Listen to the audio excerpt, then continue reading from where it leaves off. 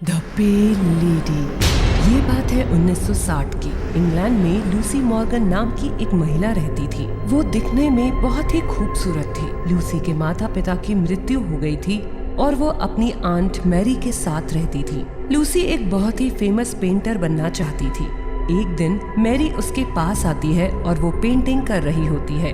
Lucy, तुम तो बहुत ही प्रतिभाशाली हो, तुम्हें पेंटिंग सीखनी चाहिए। आंट मैरी, मैं सीखना तो चाहती हूँ। शहर के बाहर एक लेडी है मिसेज रोज, मुझे उनसे पेंटिंग सीखनी है। वो बहुत ही फेमस पेंटर है, पर मैं आपको छोड़कर नहीं जाऊंगी। लूसी, ऐसा मत करो, मेरे लिए अपने सपने मत खो। शहर से बाहर मेरी एक बहन भी रहती है एना, तुम वहाँ रह लेना। लूसी अपना सामान पैक करती है और जाकर सो जाती है। वो गहरी नींद में होती है कि तभी उसे एक डरावना सपना दिखाई देता है। लूसी एक बहुत ही अजीब से कमरे में है, जिसकी दीवारें एकदम सफेद है और उन पर काले धब्बों के निशान हैं। दीवारों पर नाखूनों के निशान लगे होते हैं। ये कौन सी जगह है? कोई है? कोई है?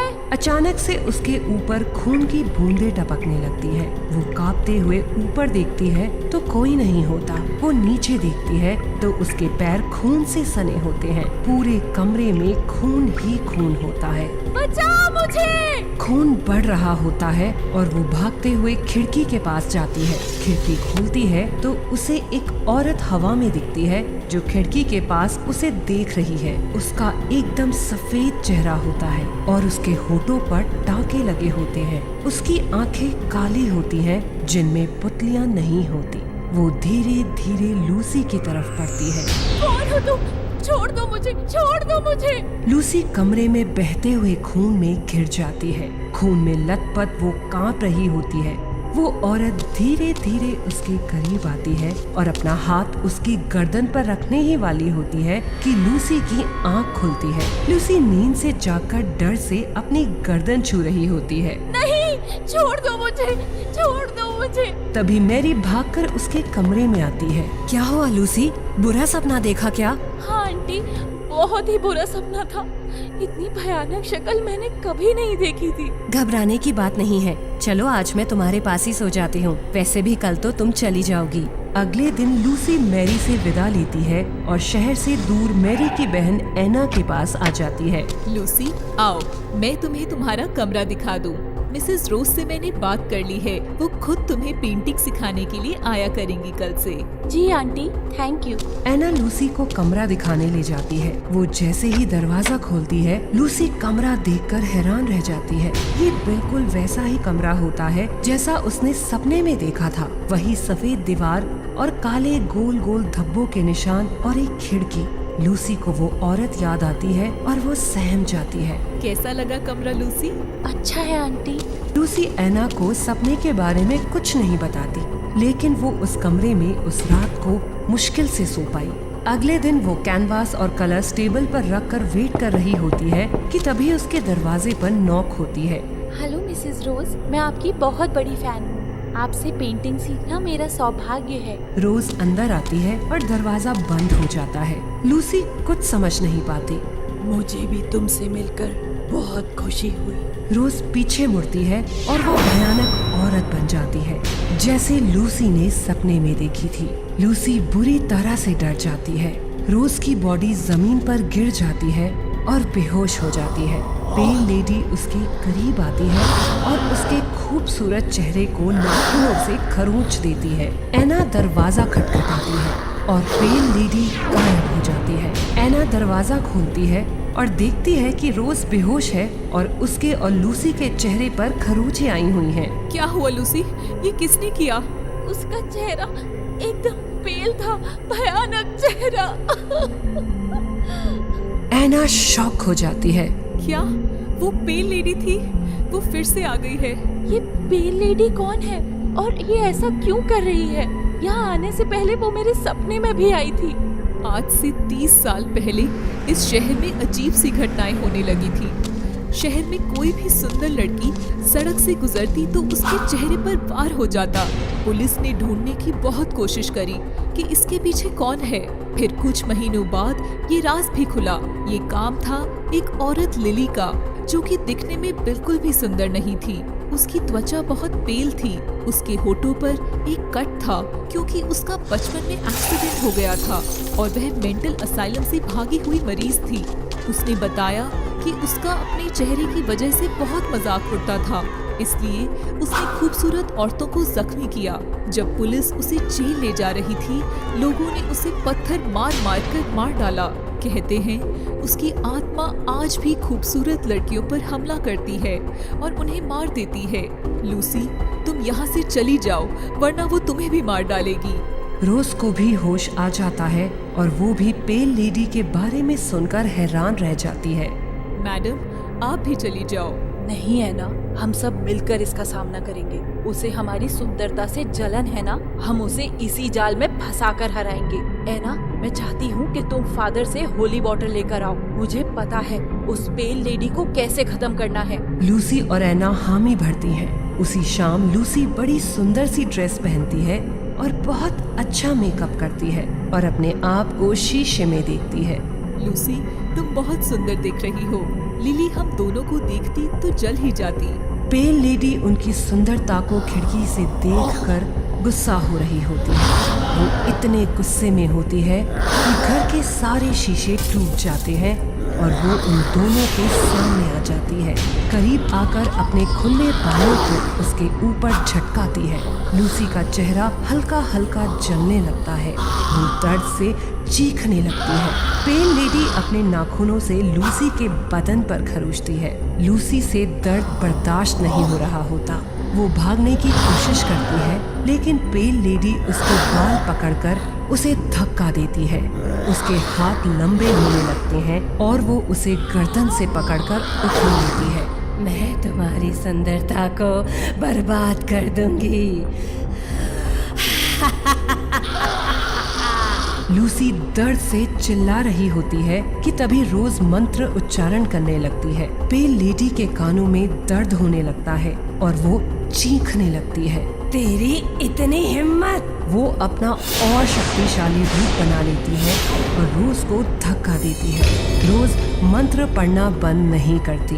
पेल लेडी उसकी गर्दन दबा रही होती है। In the name of the Father and of the Son and Holy Spirit, I condemn you to hell. रोज का चेहरा पीला पड़ जाता है। तभी पीछे से ऐना आती है। ऐना पेल लेडी के ऊपर होली वाटर छिड़कती है और पेल लेडी तड़पने लगती है। वो रोज को छोड़कर मुड़ती है और उसकी तरफ बढ़ती है कि तभी ऐना उसके गले में क्रॉस का लॉकेट पहना देती है। पेल लेडी तड़पने लगती है और धीरे धीरे पैरों से गायब होने लगती है। लूसी पर उसका असर कम होने लगता है और धीरे धीरे पेल लेडी गायब हो जाती है। इस तरह पेल लेडी का अंत हो जाता है। The mummy. ये बात है 1995 की। मैक्स शिकागो में रहता था। वो शिकागो के एक मशहूर म्यूजियम में काम करता था। एक दिन मैक्स अपने जूनियर शेल्डन के साथ बात कर रहा होता है। उनके सामने एक सफेद बॉक्स रखा होता है। शेल्डन, ये मम्मी है इजिप्ट से। कहते हैं आज से 1000 साल पुरानी है। बड़े ही खतरनाक राजा की है। कहते हैं कि इस राजा ने 100 लोगों को जिंदा दीवार में चिनवा दिया था। सर, मैंने तो ये भी सुना है कि इस राजा ने मरते हुए अपनी प्रजा से कहा था कि वह जरूर लौटेगा और अपने राज्य पर फिर से राज करेगा। अच्छा, मरने के बाद भी? कितना घमंडी राजा था, पर था बड़ा मशहूर। राजा एडमनेट। ये तो बहुत अच्छी बात है सर। इससे तो हमारे म्यूजियम का काफी नाम होगा। हाँ बिल्कुल। कल इसको कहाँ रखना है उसके बारे में बॉस से पूछ लेंगे। चलो, म्यूजियम बंद करने का टाइम हो गया है। काम खत्म कर लेते हैं। ठीक है सर, कल ही इस मम्मी की पोजीशन डिसाइड कर लेंगे। आप घर जाइए, मुझे कुछ काम खत्म करना है। मैं थोड़ी देर में निकलूंगा। मैक्स और शेल्डन अपने कैबिन में जाते हैं। सफेद बॉक्स के अंदर सफेद पट्टियों में लिपटी हुई मम्मी रखी होती है। अचानक से उसकी आंख खुलती है और उसकी आंख लाल हो जाती है। वो उस सफेद बॉक्स को तोड़कर वहां से निकल जाती है और खड़ी होकर पूरे म्यूजियम को देखने लगी। उसकी आंखें लाल थीं और चेहरे पर गुस्सा था। वो म्यूजियम के बाहर जाने लगी। मैक्स काम खत्म करके घर के लिए निकल रहा होता है। शेल्डन, मैं घर के लिए निकल रहा हूँ। तुम म्यूजियम बंद कर देना। ठीक है सर। मैक्स चला जाता है। कुछ देर बाद शेल्डन चाबी लेकर आता है और देखता है कि बॉक्स में मम्मी नहीं है। ये देखकर उसके होश ही उड़ जाते हैं। मैक्स गाड़ी चला रहा है और अपने घर की तरफ लौट रहा है। आज तो कुछ ज्यादा ही ठंड है, घर जाकर गर्मा गर्म कॉफी पीऊंगा। शेल्डन देखता है कि खून के पैर के निशान म्यूजियम के बाहर की तरफ जा रहे हैं। ये खून के निशान किसके हो सकते हैं? शेल्डन ने बॉक्स की तरफ देखा तो चौंक उठा, क्योंकि उसमें मम्मी नहीं थी। ये बॉक्स में से मम्मी कहाँ गई होगी? कुछ तो गड़बड़ है शेल्डन। कहीं ये मम्मी के पैरों के निशान तो नहीं? कहीं मम्मी जिंदा तो नहीं हो गई फिर से? शेल्डन उनका पीछा करता है। मम्मी के पैर के निशान म्यूजियम के बाहर आकर रुक जाते हैं। यहाँ तो मैक्स सर की गाड़ी खड़ी थी। इसका मतलब शेल्डन पूरी तरह डर जाता है और मैक्स को फोन करता है। मैक्स फोन उठाता है और शेल्डन घबराते हुए पूछता है, सर आप कहाँ हैं? क्या बात है शेल्डन? मैं तो बेकर स्ट्रीट पर हूँ, लेकिन तुम इतने ज्यादा घबराए हुए क्यों हो? सर वो मम्मी अपने बॉक्स में नहीं है। वो शायद बॉक्स में नहीं है तो कहाँ है? ये तुम कैसी बातें कर रहे हो शेल्डन? नहीं सर, आप समझ नहीं रहे मैं क्या कह रहा हूँ। ओफो, मैं ड्राइव कर रहा हूँ शेल्डन, घर जाकर ही फोन करता हूँ। सर मेरी बात तो सुन लीजिए। तभी मैक्स की कार में पीछे मम्मी लगकर बैठ जाती है। उसकी आंखें लाल हैं, पूरे शरीर में पट्टी बंधी हुई है। मैक्स उसे देखकर चिल्ला उठता है, तुम ठीक कह रहे हो शेल्डन, वो मेरी कार में है। मैक्स अपनी गाड़ी का संतुलन खो देता है और एक पेड़ से टकरा जाता है।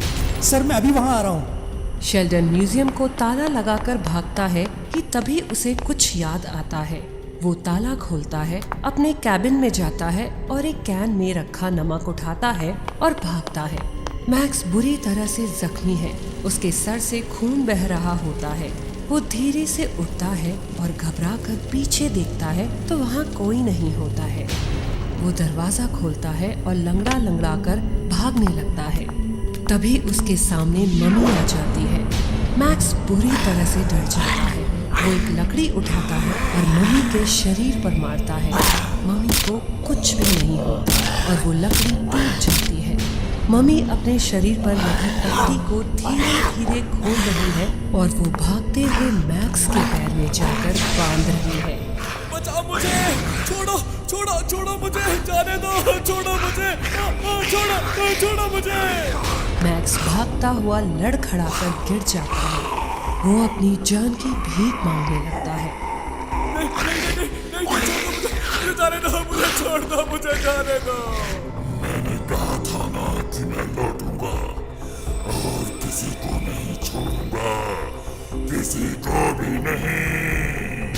मम्मी अपने हाथ को एक पेड़ की टहनी की तरफ घुमाती है और खूब सारी लकड़ियां मैक्स के चारों तरफ इकट्ठा हो जाती हैं। मम्मी उसके चारों तरफ घूम रही है और अपने हाथ को लकड़ी पर रगड़ रही है। लकड़ियों पर खून टपक रहा है। मैक्स ये देखकर पूरी तरह से कांप रहा है। बचाओ मुझे, बचाओ बचाओ। मम्मी के शरीर से एक और पट्टी निकलती है और जाकर मैक्स के मुंह पर बंध जाती है और वो बोल नहीं पाता है। इधर शेल्डन तेजी से गाड़ी चला रहा है। रास्ता एकदम सुनसान है। वो बेकर स्ट्रीट पहुंचता है और देखता है कि मैक्स लकड़ियों के बीच है और मम्मी ने लकड़ियों पर आग लगा दी है। उसकी नजर मम्मी पर पड़ती है। शेल्डन गाड़ी तेज करता है और मम्मी को तेज गाड़ी से धक्का देता है। मम्मी के कई टुकड़े हो जाते हैं और वो जमीन पर बिखर जाती है। शेल्डन गाड़ी से उतरता है और मैक्स के पास पहुंचता है। सर आप ठीक तो है ना? रुकिए मैं आपको निकालता हूँ। तुम सही वक्त पर आ गए शेल्डन, नहीं तो जाने क्या हो जाता। तभी जमीन पर बिखरी मम्मी के अंग आपस में जुड़ने लगते हैं। शेल्डन ये देखकर हैरान हो जाता है कि सारे अंग जुड़कर मम्मी और भी भयानक हो गई है। सर जल्दी आइए बाहर, हमारे पास वक्त नहीं है। मम्मी पीछे से आकर शेल्डन की गर्दन पकड़ती है और धक्का देती है। शेल्डन बुरी तरह जख्मी हो जाता है। मैक्स बाहर निकलने की कोशिश कर रहा है, लेकिन मम्मी उसके सामने आ जाती है। मैक्स उसे देखकर कांप उठता है। मम्मी अपने शरीर से पट्टी उतारती है और वो पट्टी मैक्स के ऊपर बांधने लगती है। उसका गला दबने लगता है। शेल्डन ये सब देखकर भी कुछ नहीं कर पा रहा होता है, लेकिन तभी उसे याद आता है कि उसने ऑफिस से नमक उठाया था। शेल्डन जैसे तैसे गाड़ी से नमक उठाता है और उसे मम्मी के ऊपर छिड़कता है। मम्मी का शरीर जलने लगता है और वो जमीन पर गिर जाती है। शेल्डन मैक्स को बाहर निकालता है। सर आप ठीक तो है ना? हाँ ठीक हूँ शेल्डन, थोड़ी सी भी देरी हो जाती तो पता नहीं क्या हो जाता। सर इस मम्मी का क्या करें? ऐसे तो नहीं छोड़ सकते हैं। ये जहाँ से आई थी इसे वहीं वापस भेजो, हमें नहीं रखना इसे अपने शहर में। और हाँ याद रहे ये हादसा किसी को मत बताना, मैं नहीं चाहता कि लोग हमारे म्यूजियम के बारे में कुछ भी बुरा सुने। कुछ लोग म्यूजियम से मम्मी के बॉक्स को उठाकर ले जा रहे हैं। मैक्स और शेल्डन लोगों को मम्मी को ले जाते हुए देखते हैं कि तभी मैक्स पूछता है, शेल्डन तुम्हें नमक डालने की तरकीब कैसे आई इस मम्मी पर? सर मैंने तो एक फिल्म में देखा था, सोचा ट्राई कर लूं। अच्छा हुआ ट्राई कर लिया सर, जान तो बच गई। मैं सोच रहा हूँ कि अगर तुमने वो फिल्म नहीं देखी होती तो क्या होता? पता नहीं सर, तब क्या ही हो जाता। दोनों एक दूसरे की तरफ देखते हैं और फिर उस मम्मी को जाते हुए देखकर चैन की सांस लेते हैं। कुछ साल बाद दो लोग मम्मी के बॉक्स को खोल रहे हैं और उसे एक नए म्यूजियम में रखा जा रहा है कि तभी उस मम्मी की आंखें खुल जाती हैं।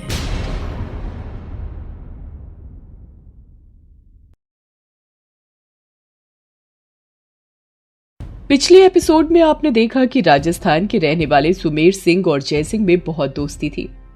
जय सिंह के पास एक बेहद कीमती मूर्ति होती है जिसको पाने के लालच में वो जय सिंह और उसकी बेटी को मार देता है, लेकिन उसकी बेटी की आत्मा उस मूर्ति में आ जाती है। सुमेर सिंह वो मूर्ति घर तो ले आता है, लेकिन उसके साथ भुतहा घटना होनी शुरू हो जाती है। वो इससे बचने के लिए वो मूर्ति ऋषि नाम के आदमी को बेच देता है, जिसे पुरानी चीजों को इकट्ठा करने का शौक होता है। मूर्ति खरीदने के साथ उसके साथ भी भूतिया घटनाएं होती हैं। जब वो अपनी पत्नी के साथ वापस दिल्ली लौट रहा होता है तो वो मूर्ति उसकी पत्नी सोनम पर हमला कर देती है। अब आगे वो मूर्ति सोनम का गला घोंट रही होती है और उसकी बेटी अंजलि अपने पापा से मम्मा को बचाने के लिए कहती है। ऋषि वहाँ सामने पड़े एक बड़े से डंडे को उठाता है और उस मूर्ति पर जोर से मारता है। मूर्ति दूर जा गिरती है। सोनम, सोनम, भागो यहाँ से, लगता है ये मूर्ति भूतिया है। ऋषि खुद अंजलि को गोद में उठाता है और सोनम का हाथ पकड़कर वहाँ से भागने लगता है। भागते भागते वे अपनी कार के पास पहुँचते हैं। ऋषि कार के दरवाजे को खोलने की कोशिश करता है। ये दरवाजा क्यों नहीं खुल रहा है? ऋषि चाबी तो लगाओ, शायद लॉक होगा। ऋषि पॉकेट से चाबी निकालकर लॉक खोलता है। फिर वो पूरी स्पीड में वहाँ से निकल जाते हैं। उस आदमी ने मुझे भूतिया मूर्ति भेज दी। किस आदमी ने? तुमने तो कहा था कि किसी से मीटिंग है। सॉरी सोनम, मैं सुमेर सिंह नाम के आदमी के पास 500 साल पुरानी मूर्ति खरीदने गया था। मैंने कितनी बार कहा तुम्हारी ये पुरानी चीजों को इकट्ठा करने की आदत एक दिन हमें किसी मुसीबत में न डाल दे। वो अपने घर पहुंचकर जल्दी जल्दी दरवाजा बंद करते हैं। तभी उन्हें दरवाजे पर किसी के खटखटाने की आवाज आती है। वे सभी डर जाते हैं। हे भगवान, इतनी रात को कौन आ गया? वो उठकर दरवाजे के की होल से झांक कर देखती है। दरवाजे के बाहर वही मूर्ति उन्हें दिखती है। ऋषि, दरवाजे पर वही है। मम्मा, अब हम लोग मर जाएंगे।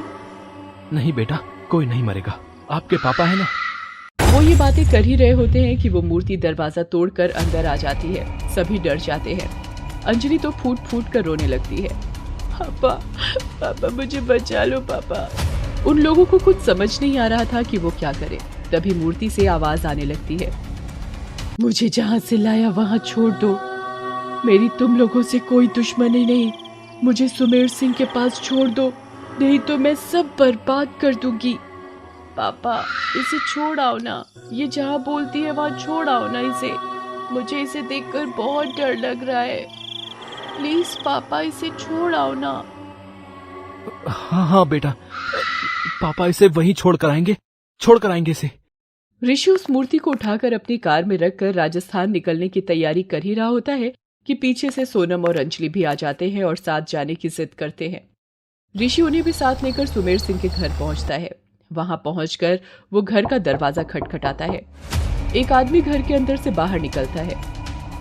भाई साहब, मुझे सुमेर सिंह से मिलना है। कौन सुमेर सिंह? अरे सुमेर सिंह, इस घर के मालिक। ओहो, वो सुमेर सिंह, वो तो अपना सब कुछ बेचकर कल ही अमेरिका चले गए। अरे उन्हें तो अगले महीने जाना था ना। ये बात सुनकर ऋषि के हाथ पांव फूल गए। अब अमेरिका जाना तो इतना आसान नहीं कि आज मन किया कल चले गए। दूसरी ओर सोनम और अंजलि के बहुत जिद करने पर उस मूर्ति ने सुमेर सिंह की सारी असलियत उन्हें बता दी।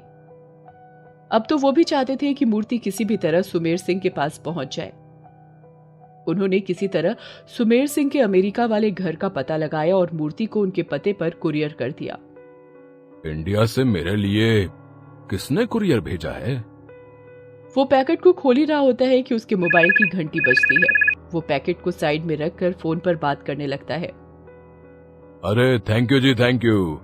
शाम को मिलते हैं ना जी। हाँ जी, हाँ जी, हाँ जी, हाँ जी। पूरा खास इंतजाम है। सुमेर सिंह का बर्थडे है, कोई ऐरे गैरे का नहीं। सुमेर सिंह बातचीत में इतना मशगूल हो जाता है कि कुरियर के पैकेट वाली बात वो भूल जाता है। उसके नौकर की नजर जब उस पैकेट पर जाती है तो उसे लगता है कि उसके मालिक का बर्थडे गिफ्ट होगा, इसलिए वो उसे संभाल कर उनके कमरे में रखने जाता है। तभी उसे पैकेट से अजीब अजीब सी आवाजें आने लगती है। अरे ये इस पैकेट से कैसी आवाज आ रही है? खोलकर देखूं क्या? नौकर उस पैकेट को खोलता है। अंदर से वो मूर्ति निकलती है। कितनी डरावनी मूर्ति है ये। भला जन्मदिन पर कोई ऐसा गिफ्ट देता है क्या? वो ये सोच ही रहा होता है कि तभी मूर्ति रोने लगती है। उसकी आंखों से खून के आंसू निकलने लगते हैं। अरे बाप रे, ये क्या? ये मूर्ति तो रो रही है, वो भी खून के आंसू। मालिक, मालिक बचाइए! उसके चिल्लाने की आवाज सुमेर सिंह के कानों में भी पड़ती है। अरे क्या हुआ? क्या हुआ तुम्हें? तुम इस तरह क्यों भाग रहे हो? मालिक, मालिक वो गिफ्ट में। क्या गिफ्ट में? पूरी बात बोलने के पहले ही नौकर बेहोश हो जाता है। सुमेर सिंह डॉक्टर को फोन करने जा ही रहा होता है कि उसे अपने कमरे से किसी के गाने की आवाज आती है। वो भागकर अपने कमरे के पास जाता है। वहां से happy birthday to you, happy birthday to you गाने की आवाज आ रही होती है। कौन है यहाँ? बिना कोई उत्तर दिए happy birthday to you, happy birthday to you, happy birthday to you Sumer चाचू, हैप्पी बर्थडे टू यू की आवाज आती है। सुमेर चाचू? कौन है? कौन है? कौन गा रहा है ये? तभी वो मूर्ति उछलकर सुमेर सिंह के गले पर चढ़ जाती है और कहती है, सरप्राइज चाचू, सरप्राइज। तुम कहां से आ गई? तभी सुमेर सिंह देखता है कि जय सिंह की बेटी अनीता उसके सामने खड़ी है। मैंने कहा था ना कि ये मूर्ति एक दिन आपको मार देगी, तो तैयार हो जाइए मरने के लिए। सुमेर सिंह डर के मारे भागने लगता है तो मूर्ति के पैर अपने आप बड़े होने लगते हैं और वो उसके पैरों में फंस जाते हैं। वो मुंह के बल गिर जाता है। उसके मुंह से खून निकलने लगता है। मुझे छोड़ दो, मुझे छोड़ दो, भगवान के लिए मुझे छोड़ दो। सुमेर सिंह ने जिस मूर्ति के लालच में आकर अपने सबसे अच्छे दोस्त और उसकी बेटी को मार दिया, उस मूर्ति ने उसे भी नहीं छोड़ा। लालच का अंत हमेशा से बुरा ही होता है। लोग ये बात पढ़ते हैं लेकिन उसको मानते नहीं। जब तक लोग मानेंगे नहीं, ऐसी भूतिया मूर्ति पैदा होती रहेगी।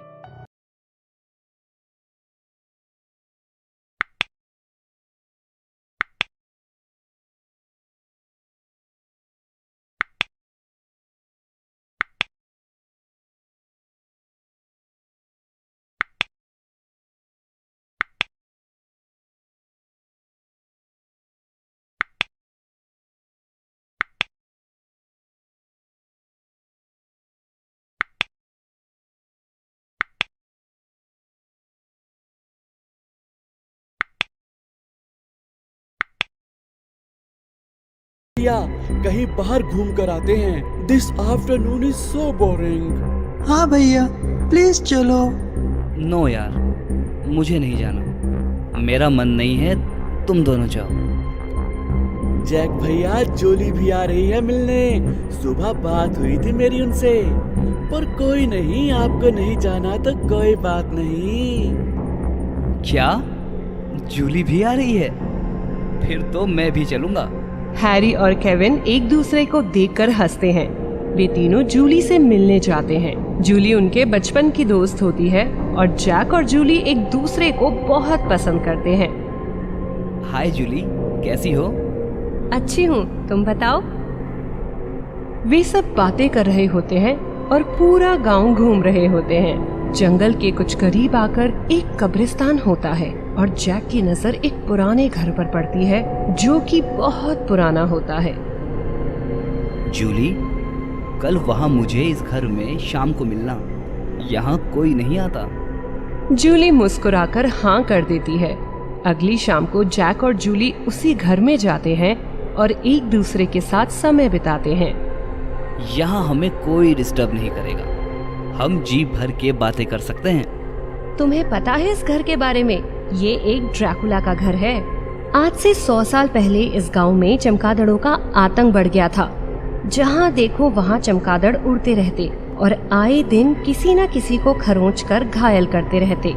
एक दिन विक्टर नाम का एक व्यक्ति अपने घर की तरफ लौट रहा था और तभी उसे एक काली बिल्ली दिखती है जिसकी आंखें एकदम लाल होती हैं और वो उस बिल्ली को देखकर डर जाता है। अरे, इतनी डरावनी बिल्ली किसी राक्षस से कम नहीं लग रही है। तभी वो बिल्ली उसके पास आती है और उसके पैर पर नाखून मार देती है और एक उड़ता हुआ चमगादड़ उसकी गर्दन पर निशान छोड़ देता है। विक्टर बुरी तरह तड़पने लगता है। अचानक से उसके दांत नुकीले होने लगते हैं और नाखून बढ़ने लगते हैं। ये क्या हो रहा है? मुझे जल्दी से अपने घर जाना चाहिए। विक्टर जैसे ही अपने घर पहुंचता है उसका पूरा रूप बदल चुका होता है और वो एक भयानक ड्रैकुला बन जाता है और उसे खून की प्यास लगती है। वो अपने आप पर काबू नहीं रख पाता और अपनी पत्नी का खून पी जाता है, पर उसकी प्यास शांत नहीं होती और वे अपने तीनों बच्चों का भी खून पी जाता है। गांव में ड्रैकुला का आतंक इतना ज्यादा बढ़ जाता है कि लोग अपने घरों से निकलना ही बंद कर देते हैं। फिर एक रात वो अपने खून से एक पहाड़ी पर लिखता है, मैं 100 साल बाद फिर आऊंगा। ऐसा लिखकर वो अपने घर में गायब हो जाता है। वाह, क्या मजेदार कहानी थी। हाँ थी तो। अब सच थी या झूठी ये तो नहीं पता, पर कहते हैं कि 100 साल पूरे हो गए हैं और ड्रैकुला कभी भी जाग सकता है। चलो जूली, बहुत डरावनी बातें हो गई। बहुत वक्त हो गया है। कल फिर मिलते हैं यहाँ इसी वक्त। उसी रात गांव में फिर से चमगादड़ों का आतंक आ जाता है। चारों तरफ शोर मचने लगता है और उस घर के तहखाने में ड्रैकुला की आंख खुलती है। अगली शाम जैक जूली से मिलने जा रहा होता है, तभी हैरी उसे रोकता है। भैया, आप हमारे साथ नहीं रहते हो, बस जूली के साथ ही रहते हो। आज आप कहीं नहीं जाओगे, यहीं हमारे साथ खेलो। मेरी मर्जी, मैं किसी के साथ भी रहूं। तुम लोग अपना काम करो, समझे? ठीक है, तो आज आना ही मत कर, वहीं रहो उसी घर में बंद। जैक जूली का उसी घर में इंतजार कर रहा होता है। आज जूली को आने में बड़ी देर हो गई, क्या बात है? तभी उसकी नजर एक दरवाजे पर पड़ती है जिस पर खून लगा हुआ था। जैक को कुछ अजीब सा लगता है। अचानक से उस घर के ऊपर चमगादड़ उड़ने लगते हैं। ये दरवाजा तो तहखाने की तरफ जाता है, लेकिन ये खून के निशान किसके हो सकते हैं? जैक धीरे धीरे करके नीचे उतरता है और तहखाने में चला जाता है। वो इधर उधर देख ही रहा होता है कि उसे 2 आंख चमकती हुई दिखती हैं और वे आंख उसके करीब आती है तो वो एक बिल्ली होती है। जैक जैसे ही मुड़ता है तो देखता है कि जूली की लाश लटक रही होती है और उसका बदन खून से लथपथ है। जूली, क्या हुआ तुम्हें? जैक जूली की मौत के सदमे में होता है कि अचानक उसे अपने पीछे कदमों की आवाज सुनाई देती है। वे डरता हुआ पीछे देखता है तो एक भयानक ड्रैकुला उसके पीछे खड़ा होता है। जैक जैसे ही भागने की कोशिश करता है, ड्रैकुला उड़कर उसके पास आता है और उसकी गर्दन में अपने नुकीले दांत गड़ाकर उसका खून पीने लगता है। जैक की भी मौत हो जाती है।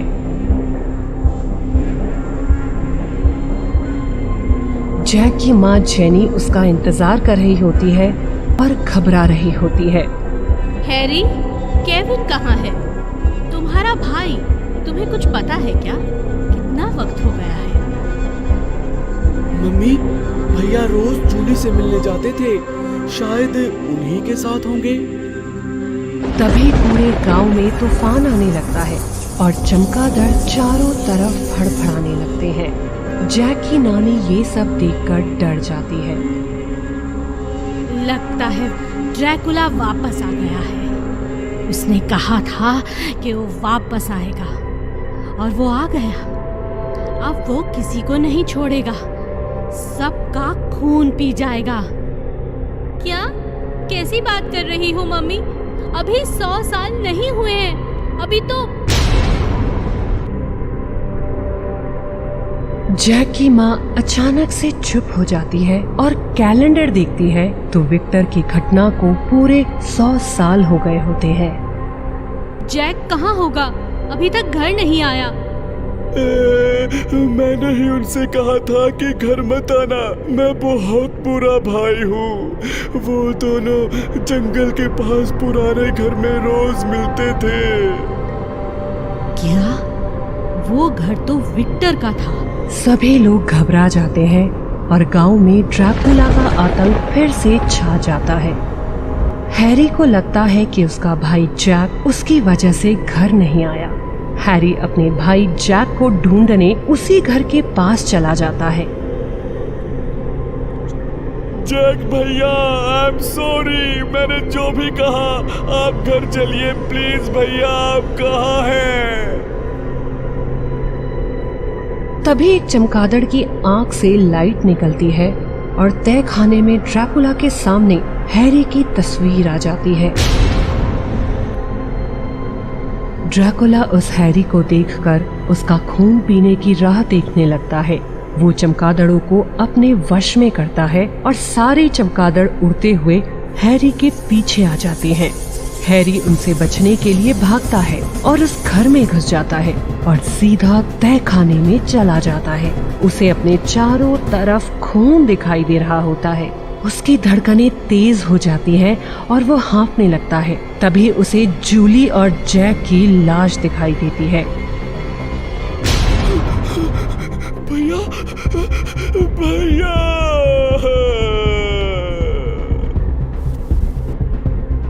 तभी उसके सामने ड्रैकुला आ जाता है, जिसे देखकर वो बुरी तरह चीख पड़ता है। ड्रैकुला उसके पास आ रहा होता है। तभी जेनी वहाँ जैक और हैरी को ढूंढती हुई आ जाती है। वो अपना क्रॉस का लॉकेट ड्रैकुला के माथे पर लगाती है और ड्रैकुला दर्द से फड़फड़ाने लगता है, लेकिन वो मरते मरते हैरी के गर्दन में अपने दांत गाड़ देता है। जेनी हैरी को छुड़ाती है और ड्रैकुला कई टुकड़ों में बंटकर चमगादड़ बनकर उड़ जाता है। हैरी, तुम ठीक तो हो ना? हाँ मम्मी, मैं तो ठीक हूँ, पर जैक और जूली।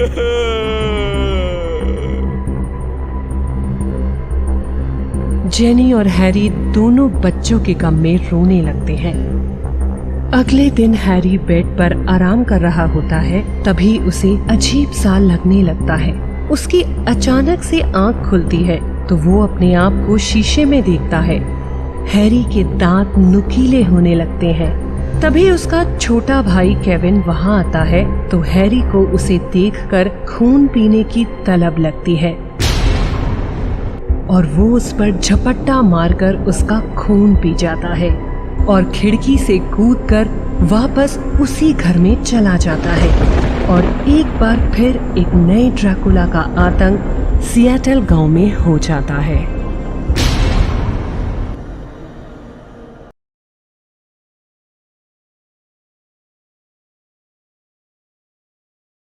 ये कहानी मोना की है।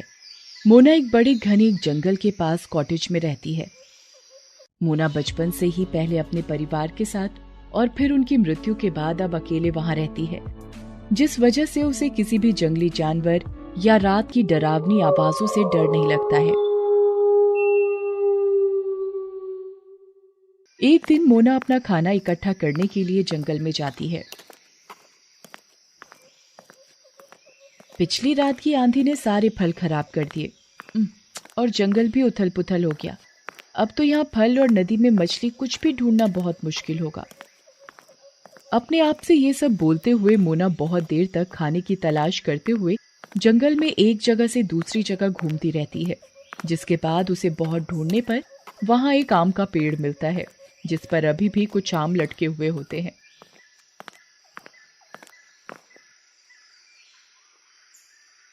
जिन्हें खाकर मोना वहीं आराम करने बैठती है और सो जाती है। इसी तरह सुबह से शाम हो जाती है।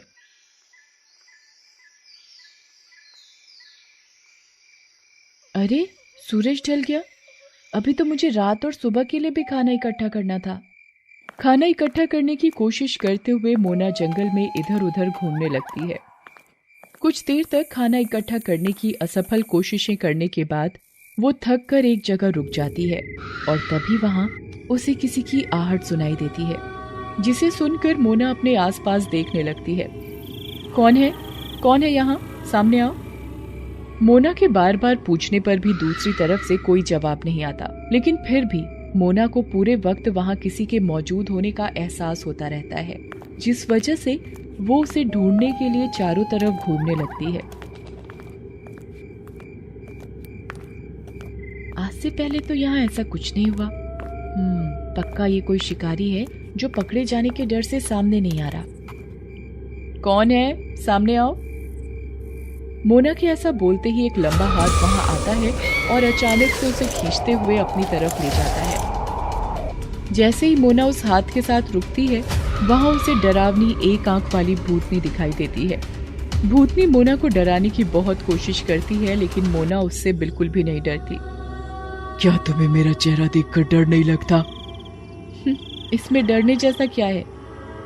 मेरे चेहरे से नहीं तो मुझसे डरो, मैं एक भूतनी हूँ। क्या फर्क पड़ता है? घूम तो फिर भी मेरी तरह अकेली रही हो। मोना की बात सुनकर भूतनी असमंजस में पड़ जाती है। इस लड़की में कोई तो बात है। कोई भी इंसान मेरी एक झलक देखकर ही डर से कांप उठता है, लेकिन इसे कोई फर्क ही नहीं पड़ रहा। शायद यही है वो जिसका मुझे बरसों से इंतजार था। ऐसा सोचकर भूतनी आगे बिना कुछ बोले मोना का हाथ पकड़ती है और उसे साथ लेकर वहां से एक अंधेरी गुफा के पास पहुंच जाती है। तो तुम यहाँ रहती हो। जगह तो अच्छी है, लेकिन बहुत अंधेरा और गंदगी है। थोड़ी सफाई करनी पड़ेगी। मोना को इतना डराने और अंधेरी गुफा में लेकर आने के बाद भी उसका वही निडर व्यवहार देखकर भूतनी को भरोसा हो जाता है कि मोना ही इकलौती ऐसी लड़की है जो हमेशा उसके साथ रह सकती है। तुम्हें क्या सच में मुझसे जरा भी डर नहीं लगता? ऐसा कैसे हो सकता है? नहीं, मुझे तुमसे डर नहीं लगता, और वो इसीलिए क्योंकि बहुत सालों पहले एक जानवर के वार की वजह से मेरी माँ की भी एक आंख चली गई थी और फिर कुछ समय बाद उनकी मृत्यु हो गई। उसी वजह से मुझे तुम्हारे इस चेहरे से कोई फर्क नहीं पड़ता। मोना की बात सुनकर भूतनी बहुत खुश होती है और अब वो मोना को उसी गुफा में कैद कर लेती है। इस कैद में मोना को सब कुछ करने की आजादी होती है, लेकिन वो गुफा से बाहर नहीं निकल सकती। भूतनी मोना का ध्यान रखते हुए समय समय पर उसके खाने के लिए खाना, पानी और जरूरत का सभी सामान उसे वहीं उस गुफा के अंदर लाकर देती रहती है और वो दोनों एक साथ उस गुफा में रहने लगती हैं। इसी तरह सालों बीत जाते हैं और अब मोना को भी भूतनी के साथ रहने की आदत पड़ जाती है, पर वो आज भी उस गुफा से बाहर निकलना चाहती है। मुझे कभी नहीं लगा था कि मैं भी किसी के साथ रहूंगी। मुझे लगता था कि मैं हमेशा अकेली ही रह जाऊंगी और कभी कोई मेरा साथ नहीं देगा। पर ऐसा हो रहा है। देखो कितने साल बीत गए, मैं तुम्हारे साथ ही रह रही हूँ। अब तो मुझे एक दिन के लिए इस गुफा से बाहर जाने दो। नहीं, तुम यहाँ से बाहर नहीं निकल सकती। भूतनी की बात सुनकर मोना मायूस हो जाती है, लेकिन उसके दिमाग में एक आइडिया भी आता है जिसका इस्तेमाल करके वो गुफा से बाहर निकलने की तरकीब सोचते हुए भूतनी को अपनी बातों के जाल में फंसाना शुरू कर देती है। मुझे पता है तुम मुझसे बहुत प्यार करती हो, मुझे कोई नुकसान नहीं पहुंचाना चाहती, हमेशा मेरे साथ रहना चाहती हो, लेकिन उसके लिए तुम्हें मुझ पर भरोसा भी करना पड़ेगा, और भरोसा इस तरह किसी को कैद करने से नहीं होता। मोना की बातें सुनकर भूतनी कुछ सोच में पड़ जाती है, जिसे देखकर मोना आगे बोलना शुरू करती है। जब से मैंने अपनी मम्मी को खोया है तब से मैं अकेले रहती थी। तुम्हारे साथ रहने पर लगा कि मुझे मेरी मम्मी वापस मिल गई और शायद अब मैं हमेशा के लिए उनके साथ रह सकती हूँ। पर मेरी मम्मी मुझे कभी भी इस तरह कहीं किसी चीज में किसी जगह कैद करके नहीं रखती। मोना की इमोशनल बातें सुनकर भूतनी उसमें फंस जाती है और मोना को गुफा से बाहर जाने की इजाजत दे देती है, जिसे सुनकर मोना बहुत खुश होती है और तुरंत गुफा से बाहर निकल जाती है, जिसके साथ भूतनी भी गुफा से बाहर निकल आती है। ऐसा लगता है कि तुम्हें बाहर निकलकर बहुत अच्छा लग रहा है। बहुत ज्यादा अच्छा। ऐसा लग रहा है जैसे दोबारा से सब चीजों को पहली बार देख रही हूँ, जैसा बचपन में देखा था। इस वक्त अपने बचपन वाला एक खेल खेलने का बहुत मन कर रहा है। कौन सा खेल? छुपन छुपाई। क्या तुम मेरे साथ वो खेल खेलोगी?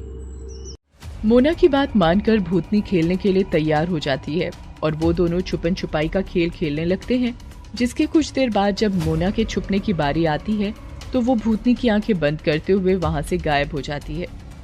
मोना को बहुत देर तक वहीं आसपास ढूंढने के बाद जब वो नहीं मिलती तो भूतनी को गुस्सा आ जाता है और वो उसे पूरे जंगल में ढूंढने लगती है।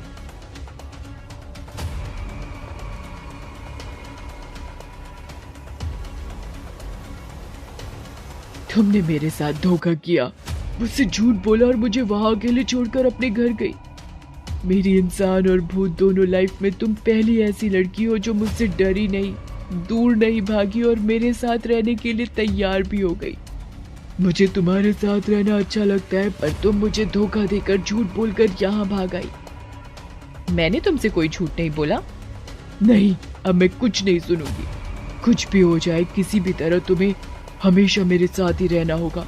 अगर इंसान बनकर तुम्हारा मेरे साथ रहना मुश्किल है तो मैं तुम्हें मारकर अपने जैसा बना दूंगी, जिसके बाद तुम्हें उस गुफा के अंदर रहने में कोई भी दिक्कत नहीं होगी। भूतनी की बात सुनकर इस बार मोना डर जाती है। उसे समझ नहीं आता कि वो क्या करे और क्या नहीं, इसीलिए वो अपनी जान बचाने के लिए वहां से भाग जाती है।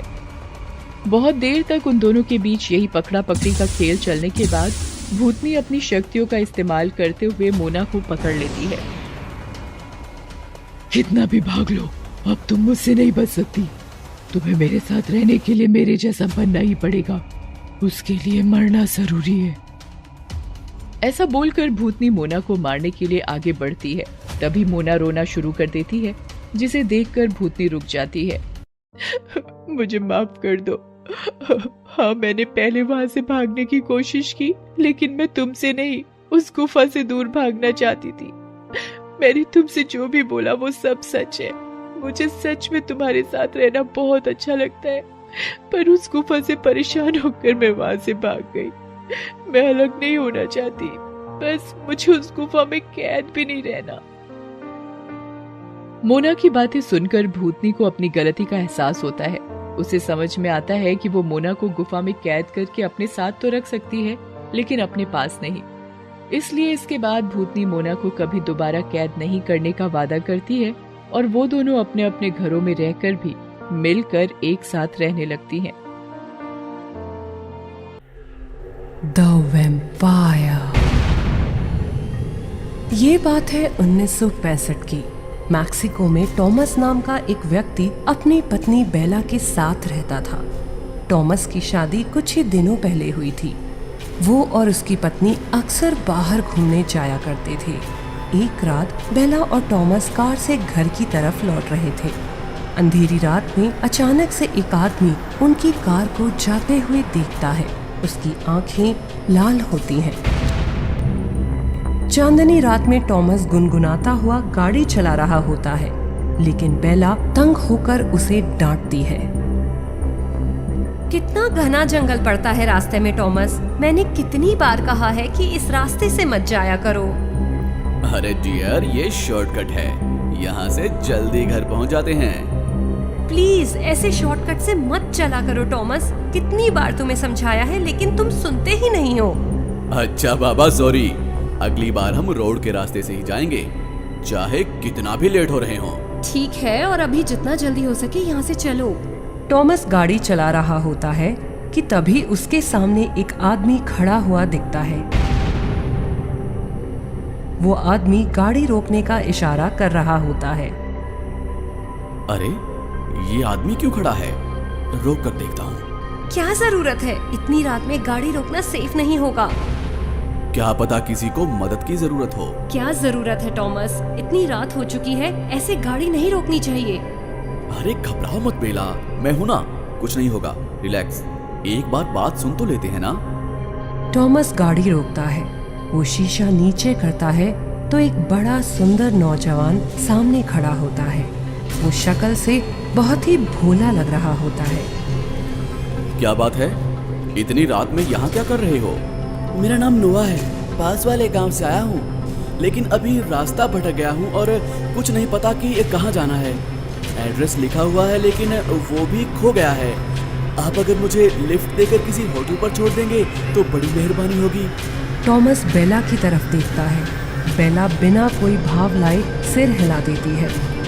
ठीक है, आ जाओ, अंदर बैठ जाओ। आपका बहुत बहुत धन्यवाद, आप लोग भले लोग हैं, वरना किसी ने मेरी मदद नहीं की। अरे थैंक यू किस बात का, आओ बैठ जाओ कार में।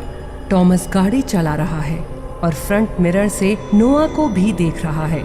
नोआ खिड़की से बाहर देख रहा होता है। उसका शरीर चांदनी रात में चमक रहा है।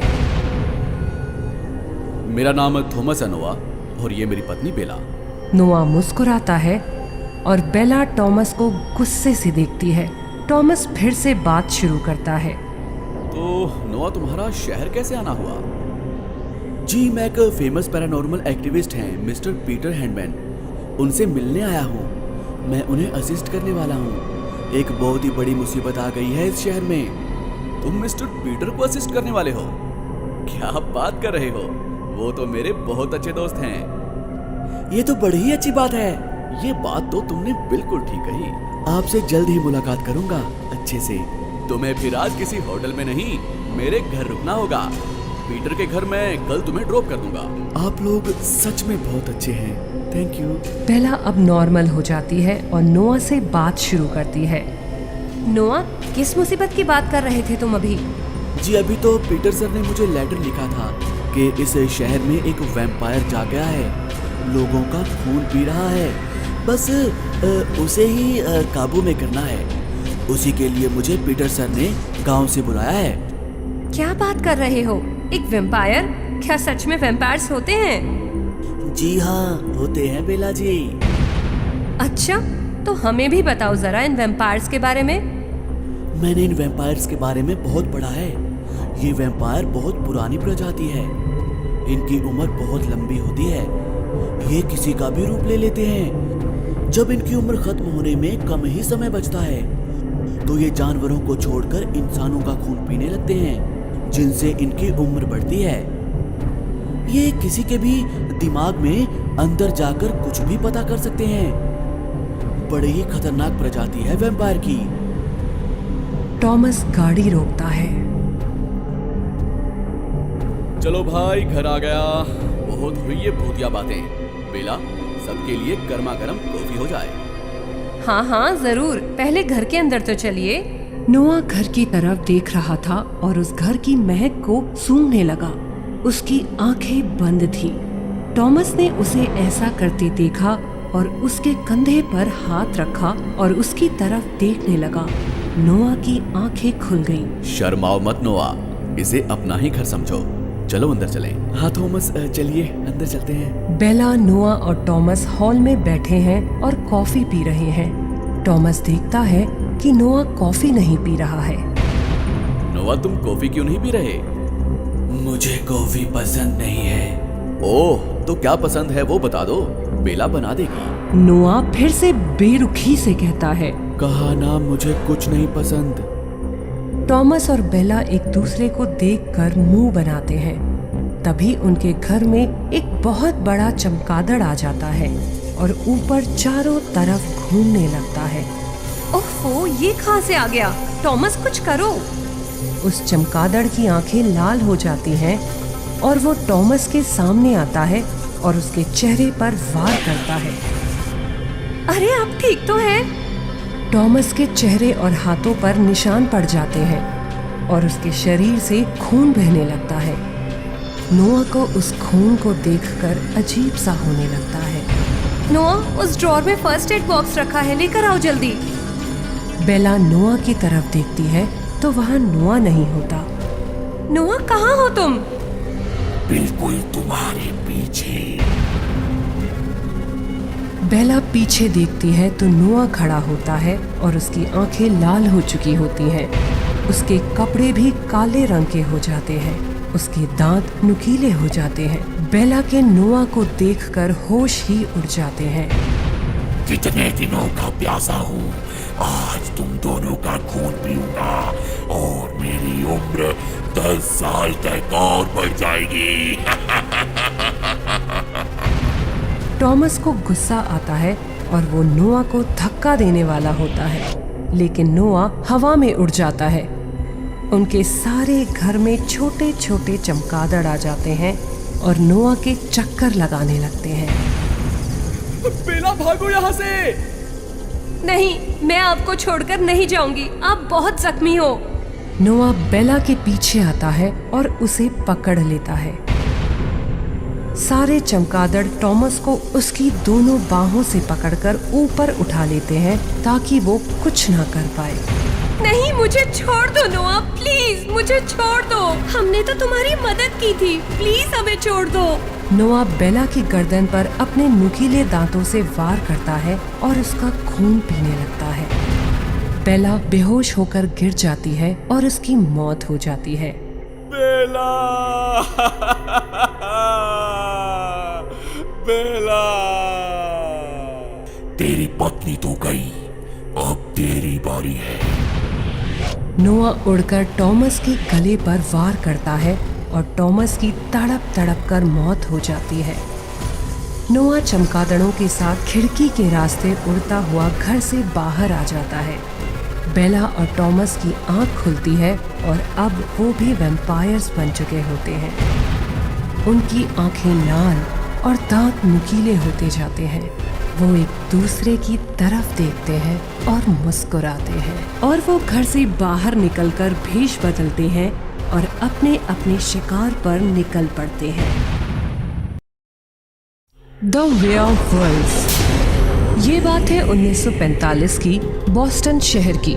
सेंट जोसेफ कॉलेज में 3 दोस्त पढ़ते थे, रॉस, जेनी और निक, जो बहुत ही अच्छे दोस्त थे। वो हमेशा साथ ही रहते। एक शाम कॉलेज खत्म होने पर वो तीनों गेट के पास खड़े होकर बातें कर रहे थे। बात करते हुए कब रात हो गई उन्हें पता ही नहीं चला। गाइस, वीकेंड पर तुम दोनों मेरे घर आ जाना, चिल करेंगे। मुझे तो असाइनमेंट करना है। अरे जेनी, मान भी जाओ ना, तुम नहीं आओगी तो क्या फायदा। अच्छा बाबा, okay, I am in. Jenny, Ross और निक रोड की तरफ देखते हैं तो उन्हें एक रहस्यमय इंसान दिखाई देता है जो कि उनकी ही तरफ देख रहा होता है। तुम दोनों को ऐसा नहीं लग रहा कि वो अजीब सा आदमी हमारी तरफ देख रहा है?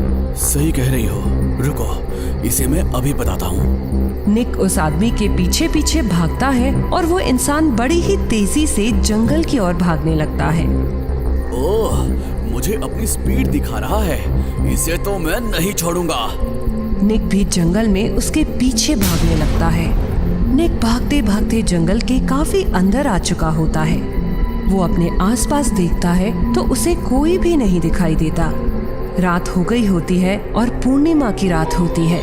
चांदनी रात में निक जंगल में भटक रहा होता है। तभी उसे ऐसा लगता है कि झाड़ियों में से कोई उसे देख रहा है और उसकी आंखें लाल चमक रही हैं। निक घबरा जाता है। वो तेजी से भागने लगता है और वो अजीब सा साया भी उसके पीछे भागने लगता है। निक भागते भागते जंगल के पास वाली पहाड़ी पर पहुंच जाता है और देखता है कि सामने खाई है। क्या करूं? मैं कहां जाऊं? ओह गॉड, प्लीज हेल्प मी। निक घबराता हुआ खाई की तरफ देख रहा होता है कि उसे अपने पीछे एक इंसान गहरी सांस लेते हुए महसूस होता है। निक घबराते हुए पीछे देखता है तो एक आदमी खड़ा होता है जिसकी लाल आंखें होती हैं। कौन हो तुम? निक देखता है कि उस आदमी के नाखून धीरे धीरे बढ़ने लगते हैं। चांदनी उसके शरीर पर पड़ रही होती है। उसके कपड़े छाती से फटने लगते हैं और उसके दांत नुकीले होने लगते हैं। वो धीरे धीरे एक वेयरवुल्फ में बदल जाता है। निक उसे देखकर बुरी तरह डर जाता है। छोड़ो मुझे, जाने दो प्लीज, मुझे जाने दो। वेयरवुल्फ सीधा उसकी गर्दन पर अटैक करता है और उसको लहूलुहान कर देता है। जेनी रोते हुए रॉस के घर आती है। जेनी तुम? रॉस, निक की पहाड़ी के पास डेड बॉडी मिली है। उसकी वेयरवुल्फ ने हत्या कर दी है। क्या कह रही हो? हाँ, वो घर नहीं आया तो पुलिस उसे ढूंढने जंगल की ओर गई, क्योंकि मैंने उन्हें बताया था कि वो जंगल की ओर ही भागा था। काश मैंने उसे रोक लिया होता। दोनों निक के घर जाकर निक की डेड बॉडी देखते हैं और रोने लगते हैं। रॉस जेनी को बाहर लेकर आता है। एक वेयरवुल्फ ने उसे मारा है। क्या सच में ऐसा हो सकता है? तुम्हें इस बात पर यकीन नहीं हो रहा है ना? कल मुझे टाउन लाइब्रेरी में मिलो। रॉस को जेनी एक बुक दिखा रही होती है जिसमें एक वेयरवुल्फ के बारे में लिखा होता है। सन 1521 में इन्हें सबसे पहले जर्मनी में देखा गया। ये एक बहुत ही खतरनाक प्रजाति होती है। ये सामान्य दिनों में इंसान का रूप ले लेते हैं, लेकिन पूनम की रात इनका वेयरवुल्फ वाला रूप सामने आ जाता है। ये कितनी भी कोशिश कर लें, अपने आप को खून करने से रोक नहीं पाते। रॉस किताब की तस्वीरों में विचित्र इंसानों को वेयरवुल्फ बनते देख रहा होता है कि तभी माइक उनके पास भागा भागा आता है। मैंने तुम दोनों को कहाँ नहीं ढूंढा। क्या हुआ माइक? कॉलेज में 5 स्टूडेंट्स की मौत हो गई है। सबको वेयरवुल्फ ने ही अपना शिकार बनाया है। रॉस ये सुनकर बुरी तरह डर जाता है। चलो जेनी, हमें यहाँ से चलना चाहिए। रॉस, हमें इस वेयरवुल्फ को खत्म करने का प्लान बनाना चाहिए। इस किताब में साफ लिखा है कि उसे पूर्णिमा के दिन ही मारा जा सकता है और वह सिर्फ पूर्णिमा के दिन ही वेयरवुल्फ बनता है। अगर कोई उसके दिल पर चांदी के चाकू से वार करेगा तो उसकी मौत हो जाएगी। ऐसा इस किताब में लिखा है। हम क्या कर सकते हैं? जब ये वेयरवुल्फ बनता है तो उसे इंसान को मारने की तलब लगती है और उसी वक्त हम उसे मार सकते हैं। तुम पागल हो गई हो क्या? मैं तुम्हारा साथ नहीं दूंगा इसमें। कौन अपनी जान खतरे में डालेगा? ठीक है रॉस, तुम्हें नहीं आना तो मत आओ, पर मैं ये निक के लिए करना चाहती हूँ। जेनी, बुरा ना मानो तो मैं भी तुम्हारा साथ देना चाहूँगा। मेरा बेस्ट फ्रेंड जॉन भी उस वेयरवुल्फ की वजह से मारा गया। जेनी माइक को देख मुस्कुराती है। अगली पूनम की रात होने तक जेनी और माइक पूरी प्लानिंग करते हैं। माइक अपने घर से चांदी का नेकलेस चुराता है और लोहार से उसका चाकू बनवाता है। पूनम की रात आती है। माइक और जेनी जंगल के पास खड़े होते हैं। दोनों के हाथ में चाकू है। अब हमें अंदर चलना चाहिए। जेनी और माइक चौकन्ने होकर मशाल लेते हुए आगे बढ़ते हैं। वो पहाड़ी इलाके तक पहुंच जाते हैं और इंतजार करते हैं। कितनी देर हो गई है जेनी? 12 बजे हुए। अब वक्त नहीं बचा। अगर आज हमने उसे नहीं मारा ना तो जाने और कितनी जाने जाएंगी। तभी माइक के ऊपर वेयरवुल्फ चढ़ जाता है और अचानक से हमला करता है। उसका चाकू उसके हाथ से गिर जाता है। वेयरवुल्फ के नुकीले दांत माइक की गर्दन को दबोच रहे होते हैं, पर वो भी लड़ रहा होता है। जेनी अपना चाकू निकालकर वेयरवुल्फ पे हमला करती है। वो उसकी पीठ पर चाकू से वार करती है। वेयरवुल्फ दहाड़ता है। वो लाल खूंखार आंखों से जेनी की तरफ देखता है और उसके नजदीक आ रहा होता है। जेनी पीछे की तरफ चल रही होती है। चले जाओ मेरे शहर से। वेयरवुल्फ फिर दहाड़ता है। जेनी का पैर पत्थर से टकराता है और वो मुंह के बल नीचे गिरती है और उसके चेहरे पर चोट लगती है। वेयरवुल्फ जैसे ही उसकी तरफ बढ़ता है, माइक की आंख खुलती है, जो कि वेयरवुल्फ की चोट से बेहोश हो गया था। जेनी! माइक वेयरवुल्फ की तरफ बढ़ता है और उसके ऊपर चढ़ जाता है। वेयरवुल्फ फिर दहाड़ता है और माइक की छाती पर अपने दांतों से वार करता है और माइक की मौत हो जाती है। जेनी फिर से वेयरवुल्फ पर वार करती है।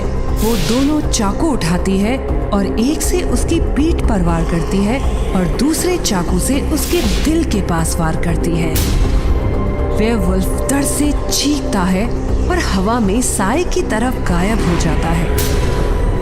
कुछ दिनों बाद जब जेनी ठीक हो जाती है और कॉलेज जाने लगती है तो रॉस उसे मिलता है। मुझे माफ कर दो जेनी, मैंने तुम्हारा साथ नहीं दिया। तुम एक बहुत बहादुर लड़की हो। तुम्हें माइक को नहीं भूलना चाहिए रॉस। आज उसी की वजह से मैं जिंदा हूँ और उसी की वजह से ये सब हो पाया। The women in black. ये कहानी है 1906 की। इंग्लैंड के एक गांव में आर्थर किप्स नाम का एक लॉयर अपनी क्लाइंट क्रिथिन से मिलने आया। आर्थर हाथ में सूटकेस लिए क्रिथिन के घर पैदल जा रहा था। उसने देखा कि गांव में जो घर बने हुए थे उनकी खिड़की से बच्चे झांकते हुए उसकी तरफ देख रहे थे। उसने एक बच्चे को अपना हाथ दिखाया और मुस्कुराने लगा। वो बच्चा तुरंत खिड़की बंद करके घर के अंदर चला गया। बड़ा ही अजीब गांव है। वो क्रिथिन के घर आ गया और उसे कुछ कागज देने लगा। क्रिथिन ने अफसोस जताते हुए कहा, मुझे बहुत अफसोस है आर्थर, तुम्हारी पत्नी एक बहुत अच्छी महिला थी। मुझे बहुत दुख हुआ ये सुनकर कि तुम्हारी पत्नी और होने वाला बच्चा अब इस दुनिया में नहीं रहे। किस्मत के आगे तो किसी की भी नहीं चलती मिसेस क्रिथिन।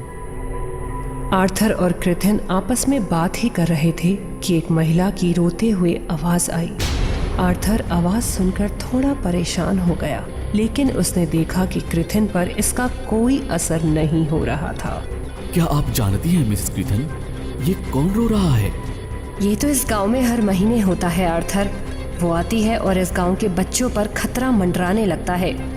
ये जिस महिला की तुम आवाज सुन रहे हो, इसके बच्चे ने भी आत्महत्या कर ली है। क्या आत्महत्या? ये आप क्या कह रही हैं? हाँ, आत्महत्या। ये सब उसी ने किया है। उसी के कारण 10 साल पहले मेरी 3 बेटियों ने खिड़की से कूदकर अपनी जान दे दी थी। क्रिथिन रोते हुए एक फोटो फ्रेम को देखती है जिसमें उसकी 3 बेटियों की फोटो लगी हुई थी। आर्थर ये सब सुनकर बेचैन सा हो जाता है। उसे अपनी पत्नी और बेटी की याद आने लगती है। आर्थर अपनी जेब से एक रुमाल निकालकर क्रिथिन को देता है। क्रिथिन अपने आंसू पोंछती है। Thank you Arthur. आप कितने दिन के लिए आए हैं? 1 हफ्ते का काम है मिसेस क्रिथिन। अच्छी बात है, आप हमारे मेहमान हैं। जाइए गेस्ट रूम में आराम कर लीजिए। आर्थर पूरी बात जानना चाहता था, इसलिए वहाँ रुक गया। मिसेस क्रिथिन, क्या आप मुझे बता सकती हैं कि ये सब कौन कर रहा है? आप इन सब बातों में मत पड़िए मिस्टर आर्थर। जाइए आराम कर लीजिए। आर्थर गेस्ट रूम में आकर खिड़की की तरफ खड़ा था और अपनी पत्नी की एक फोटो को देख रहा था। आर्थर की नजर कमरे के शीशे पर पड़ी तो उसने देखा कि उसके पीछे एक महिला काले कपड़ों में खड़ी थी। उसका चेहरा सफेद था और उसकी आंखों के नीचे काले घेरे। आर्थर ने जैसे ही मुड़कर देखा तो वहाँ कोई नहीं था। आर्थर को कुछ भी समझ नहीं आया। वो खिड़की से बाहर देखने लगा। उसने देखा कि उन्हीं काले कपड़ों में एक महिला बैठी थी। आर्थर लालटेन लेकर दौड़ता हुआ वहां गया तो देखा कि वहां कोई नहीं है। आर्थर कुछ आगे बढ़कर देखने लगा। गांव में एकदम सन्नाटा छाया हुआ था। यहाँ लोग इतनी जल्दी कैसे सो जाते हैं? आर्थर अपने गेस्ट रूम में वापस जाने लगा तो उसने देखा कि एक बच्चा कुएं के ऊपर चढ़कर खड़ा था। आर्थर उसे देखकर घबरा गया। ए बच्चे, वहाँ से उतर जाओ, वहाँ खतरा है। बच्चे ने पीछे मुड़कर देखा। उसकी आंखें काली थी और वो रो रहा था। जब बच्चे ने आर्थर की तरफ देखा तो वो मुस्कुराया और फिर कुएं में कूद गया। नहीं! आर्थर भागता हुआ कुएं के पास आया और सदमे में कुएं में देखने लगा। उसने देखा कि वही औरत काले कपड़े पहने उसके सामने खड़ी है। कौन हो तुम?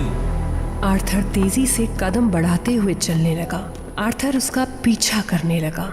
आर्थर एक खुले मैदान में आकर खड़ा हो गया और लालटेन से रोशनी करते हुए चारों तरफ देखने लगा। वो जैसे ही पीछे मुड़ा, वही औरत उसके सामने खड़ी थी। चले जाओ यहाँ से, तुम किसी को बचा नहीं पाओगे। वो औरत धुआं बनकर आर्थर के शरीर को धक्का देती हुई हवा में गायब हो गई। अगले दिन उस बच्चे की मौत से आर्थर मानसिक रूप से बहुत परेशान था। हर दिन किसी न किसी बच्चे की मौत हो रही थी। आर्थर का मानसिक संतुलन भी अब बिगड़ने लगा था। वो परेशान हालत में क्रिथिन के पास गया। क्या बात है मिस्टर आर्थर, आपको रात में नींद नहीं आ रही है क्या? इतना बीमार क्यों लग रहे हैं आप? देखिए मिसेस क्रिथिन, मैंने एक औरत को कई बार देखा है। उसने काले कपड़े पहने हुए थे। वो कौन है? प्लीज मुझे बताइए मिसेस क्रिथिन, वरना मैं सोच सोच के बीमार हो जाऊंगा। क्रिथिन ने आर्थर की हालत को देखा और उसे बिठाया और एक ग्लास में पानी दिया।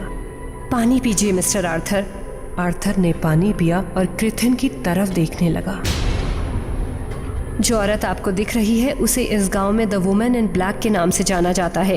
वो इसी गांव में रहती थी। उसके 2 बच्चे थे। उसका पति इस दुनिया में नहीं था और वो अपने बच्चों से बहुत प्यार करती थी। उसे काम करने के लिए अपने बच्चों को अकेले ही घर पर छोड़कर जाना पड़ता था।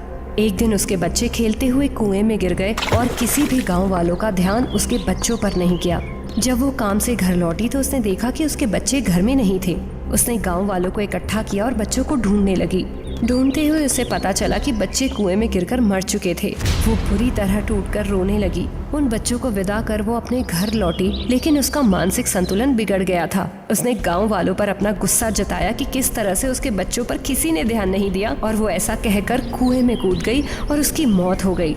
तब से वो जब भी अपने बच्चों का शोक करने गाँव आती है तो गाँव वालों के बच्चे खुदकुशी करने लगते हैं। क्रिथिन से सारी बात जानकर आर्थर और भी ज्यादा परेशान हो गया। मैं आपकी बात समझ सकती हूँ आर्थर, लेकिन आप उसका सामना नहीं कर पाएंगे। वो बहुत शक्तिशाली है। आपकी भलाई इसी में है कि आप यहाँ से चले जाएं। नहीं मिसेस क्रिथिन, मैं इस तरह से नहीं जा सकता। मैंने उन माता पिता को रोते हुए देखा है जिन्होंने अपना बच्चा खोया है। मैंने खुद भी अपनी पत्नी और बच्चे को खोया है। मैं नहीं जाऊंगा। मैं आपकी बात समझ सकती हूँ आर्थर, लेकिन आप उसका सामना नहीं कर पाएंगे। वो बहुत शक्तिशाली है। आपकी भलाई इसी में है कि आप यहाँ से चले जाएं। आप यहाँ से चले जाएं आर्थर, यहाँ कुछ भी नहीं बदलेगा। आर्थर अपने गेस्ट रूम में गया। रात हो चुकी थी और वो अपने कमरे में टहल रहा था और खिड़की की तरफ देख रहा था। उसे फिर वही ब्लैक वुमेन दिखाई दी। आज मैं तुझे किसी भी बच्चे को मारने नहीं दूंगा। आर्थर भागता हुआ ब्लैक वुमेन के पास गया। ब्लैक वुमेन वहां नहीं थी। उसने देखा कि एक बच्चा अपने घर से निकला और कुएं की तरफ बढ़ने लगा। आर्थर उसके पास भागता हुआ गया और उसे अपनी गोद में उठाकर भागने लगा। ये देख ब्लैक वुमेन गुस्से से बौखला गई और उसके करीब आकर उसे धक्का दे दिया। आर्थर जमीन पर गिर गया और उसके सर पर पत्थर से चोट लग गई। बच्चा फिर उठकर ब्लैक वुमेन के वश में कुएं की तरफ बढ़ने लगा। आर्थर फिर से उठा और इस बच्चे को बचाने के लिए भागा, लेकिन बच्चा तब तक कूद चुका था। मैंने कहा था ना कि तू किसी को नहीं बचा पाएगा।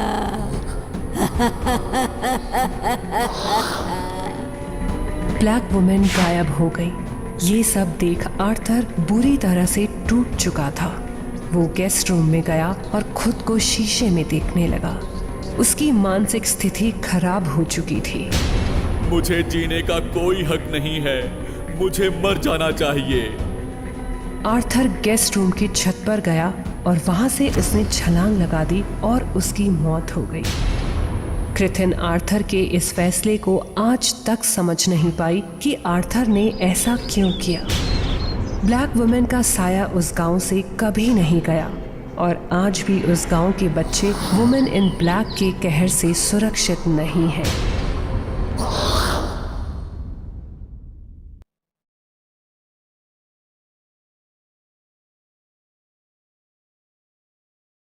तनीषा के जन्म के समय ही उसकी माँ का देहांत हो गया था।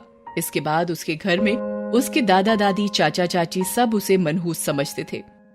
थोड़ी बड़ी होने पर उसे घर भर के ताने सुनने पड़ते थे। बेचारी सारा दिन घर के कामों में लगी रहती थी। उसके पिता दिन भर काम करते थे। शाम को घर वापस आकर उन्हें तनीषा की हालत देखकर बड़ा दुख होता था। वो अक्सर सोचते थे, उफ, कैसे लोग हैं मेरे घर के। एक तो इस बेचारी बच्ची की माँ नहीं है, ऊपर से ये लोग इसे मनहूस कहते हैं। अगर मैंने जल्दी ही कुछ नहीं किया तो मेरी बच्ची का भविष्य अंधकारमय हो जाएगा। एक दिन वो अपने घर वालों की मर्जी के खिलाफ तनीषा को स्कूल में दाखिला दिलाने चल पड़े। अभी वो घर से निकले ही थे कि राम राम दीनानाथ बाबू, क्या बात है? इस बार बड़ी जल्दी शहर जा रहे हो और तनीषा बेटिया को कहाँ ले जा रहे हो? मैं तनीषा को दाखिला दिलवाने ले जा रहा हूँ। अब तनीषा भी पढ़ाई करेगी। बावला हो गया है क्या दीनानाथ? लगता है तुम गांव के तौर तरीके भूल गए हो दीनानाथ बाबू। भला लड़कियों को कौन पढ़ाता लिखाता है? लड़कियां चूल्हा चौका करते ही अच्छी लगती हैं। बाहर का काम आज भी लड़के ही संभालते हैं। ये सब दकियानूसी बातें हैं। आखिर कब तक तुम लोग लड़का और लड़की में फर्क करते रहोगे? मेरी बेटी जैसा मैं चाहूंगा वैसा ही करेगी। तुम्हें इससे क्या? हमें क्या?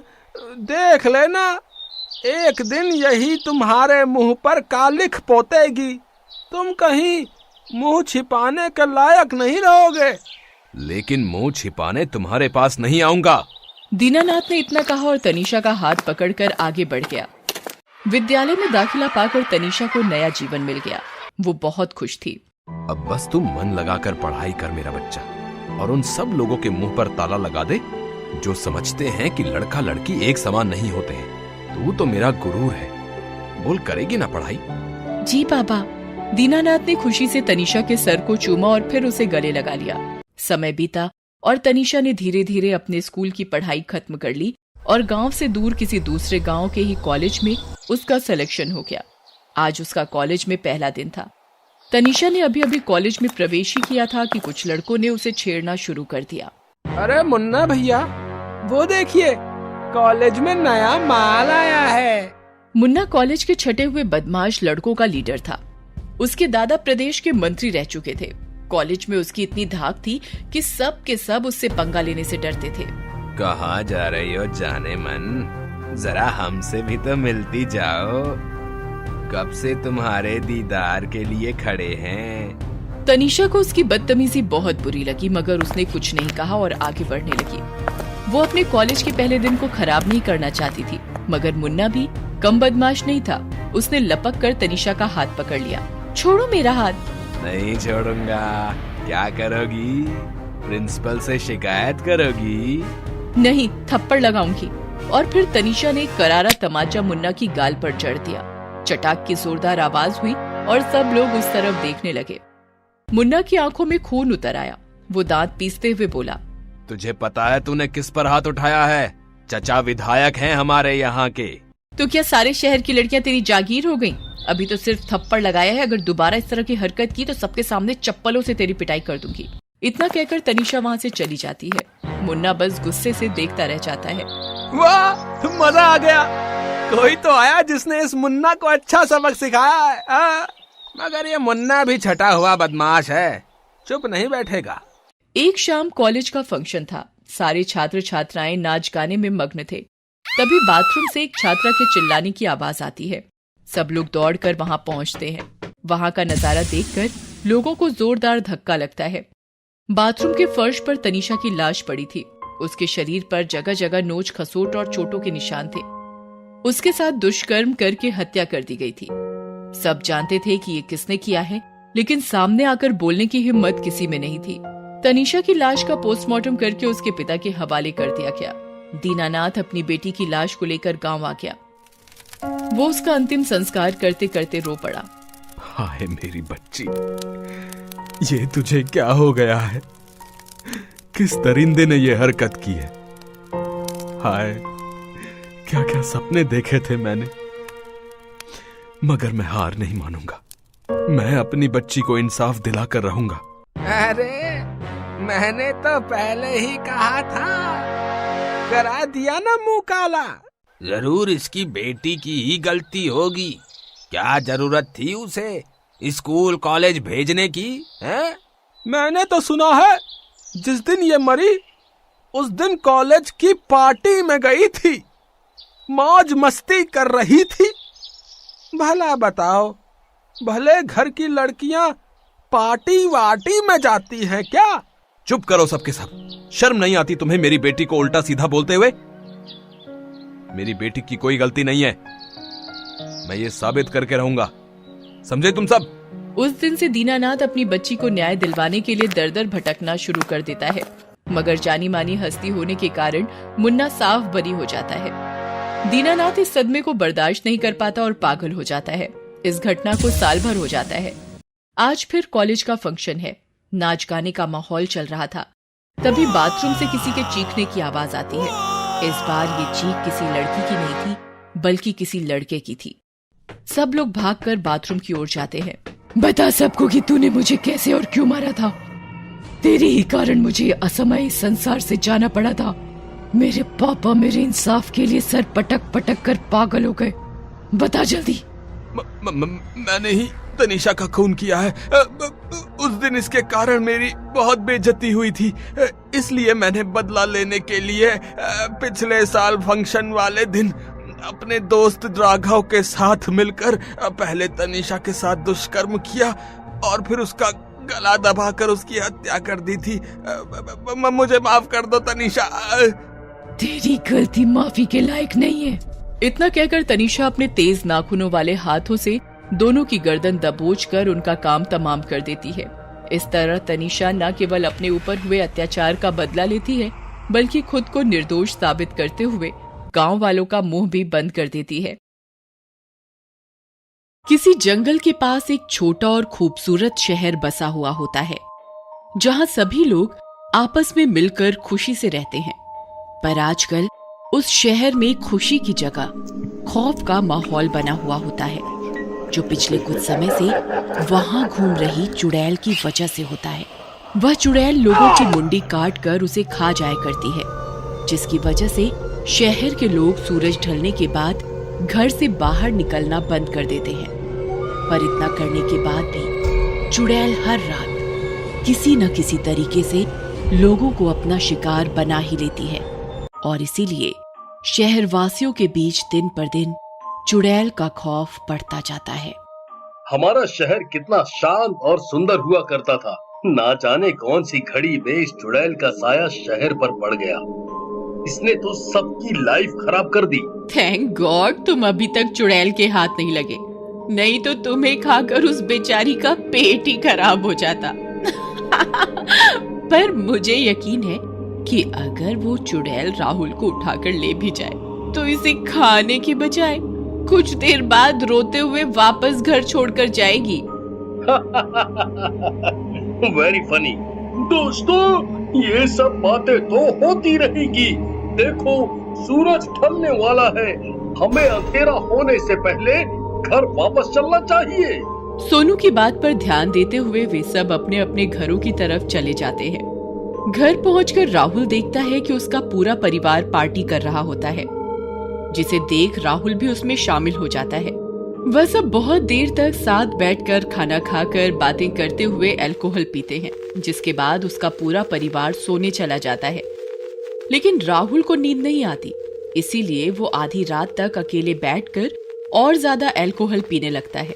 आधी रात को उसे अपने घर के गेट पर दस्तक सुनाई देती है। इस समय कौन आया होगा? इतनी रात को भी कोई शांति से एंजॉय भी नहीं करने देता। ये पूरी दुनिया मेरी खुशी की दुश्मन है। अकेले में बड़बड़ाते हुए चुड़ैल के बारे में सब कुछ भूलकर राहुल घर का दरवाजा खोल देता है, और दरवाजा खोलते ही जैसे ही उसकी नजर चुड़ैल पर पड़ती है तो उसके नशे के साथ साथ उसके होश भी उड़ जाते हैं। अरे बाबा, मंदबुद्धि पागल लड़के, चुड़ैल के लिए दरवाजा खोल दिया।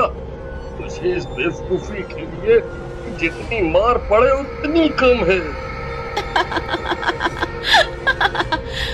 मरते हुए को क्या ही मारना। तू किसी से मार खाने की जगह सीधा मर ही जा। इस बीच राहुल घर के अंदर वापस भागने की कोशिश करता है, पर चुड़ैल उसे कहीं नहीं जाने देती और वहीं उसकी मुंडी काट कर खाने लगती है और फिर वहां से चली जाती है। अगली सुबह जब राहुल के परिवार और दोस्तों को उसकी सिर कटी लाश घर के बाहर गिरी हुई मिलती है तो वे सब दंग रह जाते हैं। मैं तो मजाक कर रही थी और तू सच में हमें छोड़कर चला गया। मैं अपने दोस्त को खोना नहीं चाहती थी, मुझे माफ कर दे राहुल। दोस्तों, ये कोई मामूली चुड़ैल नहीं है। तुम सब प्लीज सुरक्षित रहना और सूरज ढलने के बाद कोई भी किसी भी हाल में घर से बाहर नहीं निकलेगा। अपने एक दोस्त को खोने के बाद सब सोनू की बात मानते हैं और सूरज ढलने के बाद घर से बाहर निकलना बंद कर देते हैं। पर फिर भी हर सुबह शहर में किसी न किसी की सिर कटी लाश मिलती रहती है, जिस वजह से शहर का हर इंसान बहुत ज्यादा परेशान रहने लगता है। किसी को कुछ समझ में नहीं आता कि इतनी सतर्कता के बाद भी चुड़ैल लोगों को मारने में कामयाब कैसे हो रही है। यार, आखिर हम सबको इस चुड़ैल से आजादी कब मिलेगी? जब तुम आजादी के लिए लड़ोगे। बिना लड़े भला कभी आजादी मिलती है? बात तो तेरी सही है, पर उस आजादी में लड़ाई इंसान से थी, यहाँ चुड़ैल है, भला इससे कैसे लड़े?